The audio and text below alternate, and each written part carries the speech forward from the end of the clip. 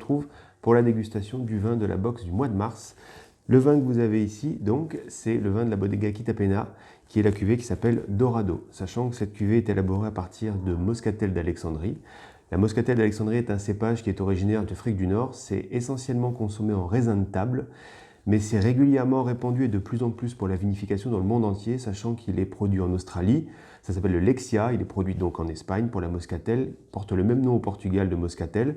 On le retrouve aussi énormément en Sicile avec le Moscato di Siracusa par exemple. On va le retrouver au Chili, au Maroc.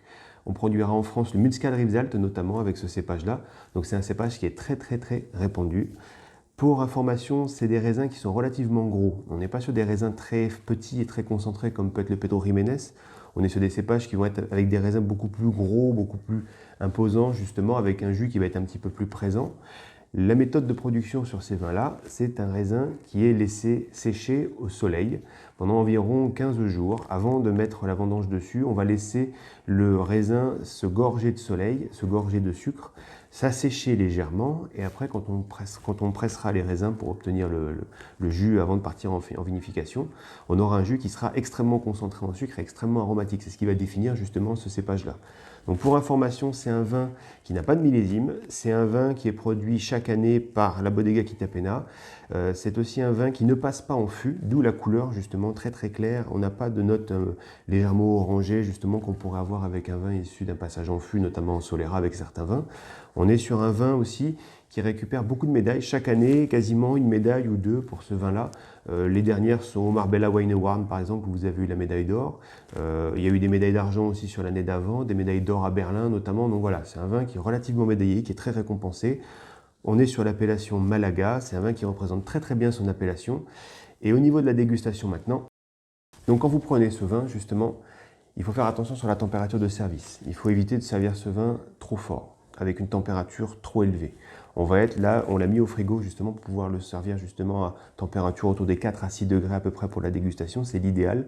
Sinon le sucre va être trop présent, on risque d'avoir un alcool trop fort. Donc pour calmer un petit peu cette ardeur au niveau du vin et le rendre un petit peu plus intégré, il faut descendre en température. Température de frigo, service à peu près un quart d'heure, 20 minutes après, c'est parfait. Donc quand on regarde maintenant au niveau de la couleur du vin, on est sur une couleur qui est limpide, un jaune très doré, c'est justement le côté ensoleillé qui va marquer cet aspect-là. Donc on est sur une couleur très dorée, très marquée, avec un jambage que vous avez qui est assez lourd au niveau du vin. Quand vous regardez, vous avez ce côté-là qui va dégringoler tout doucement, qui va être assez lent. Ça, c'est signe de l'ensoleillement. Plus l'ensoleillement va être important, plus le vin va être chargé justement en glycérol, en alcool, et vous allez avoir un jambage qui va être lent comme ça et progressif. Donc c'est signe de la moscatel ensoleillée justement, on appelle ça. Donc c'est signe d'un ensoleillement important et donc d'un niveau d'alcool assez élevé. Là en l'occurrence on est sur 15 degrés d'alcool. Au niveau des arômes après maintenant, le vin est vraiment très expressif. C'est un arôme que vous allez sentir qui est très typique du muscat. Dès que vous allez sentir le vin pour la première fois, vous avez cet arôme qui va apparaître, qui fait penser à un arôme un petit peu de thé, justement, ce côté un petit peu abricot, un peu miel qui va apparaître. Ça, c'est vraiment très caractéristique de ce qu'on peut avoir sur le muscat. Vous avez aussi, quand on laisse un petit peu le nez, justement, vous avez quelques petites notes florales qui apparaissent légèrement de fleurs blanches, qui sont plutôt agréables et qui viennent bien homogénéiser le vin. Donc c'est un vin qui est très classique pour son appellation, qui a un aromatique très présent. Plus vous allez l'aérer, plus l'aromatique va se développer, justement. Et plus ce côté muscaté, on appelle ça, va être vraiment important, va être présent et va être de plus en plus expressif. Quand vous allez goûter votre vin, vous allez voir que la bouche du vin est très suave. On a une bouche qui est suave et douce. On a ce côté très raisin sec qui va apparaître. On a un vin qui a vraiment une palette aromatique très large. On va avoir un côté très marqué par le fruit tropical, très marqué par les fruits tropicaux, ce qui est relativement classique aussi pour le muscat, justement, dans ces bassins méditerranéens. Vous avez un petit arôme aussi qui va apparaître de mangue et de banane qui viennent de ce côté très ensoleillé au niveau du vin. C'est vraiment agréable. Il y a un côté très puissant aussi, très expressif et très massif de par le muscat ensoleillé. Au final, c'est un vin qui est vraiment très agréable à boire, qui est très sympa. Ça reste un vin doux, donc il faut apprécier sur le niveau des vins doux, mais pour un vin doux, c'est un vin qui va être assez intégré. C'est pas un vin doux qui va être très marqué comme on peut avoir sur Saint-Sauterne par exemple. C'est un vin doux qui va avoir une acidité peut-être un petit peu supérieure justement, qui va rendre le tout un petit peu plus équilibré. Vous avez un côté qui va être un peu renforcé donc par rapport à la température. Faites attention, surtout ne le servez pas trop chaud. Et vous avez ce côté très fruits tropicaux, très marqué, et une petite pointe florale qui est très agréable sur le vin. Sachant que ce n'est pas du tout un vin qui est à conserver, c'est un vin qui est vraiment à boire pour garder de la fraîcheur. Plus vous allez le conserver, plus l'acidité va descendre, et moins le vin sera agréable justement et équilibré. Donc c'est un vin qui est à boire vraiment dans les 2 ans, pas au-delà.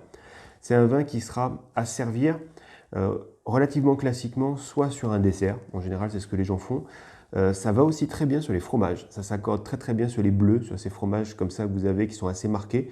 L'équilibre est intéressant justement entre le côté sucré que vous avez avec le vin et le côté que peut apporter ce fromage, là, cette petite amertume que peut apporter le fromage que vous avez de temps en temps.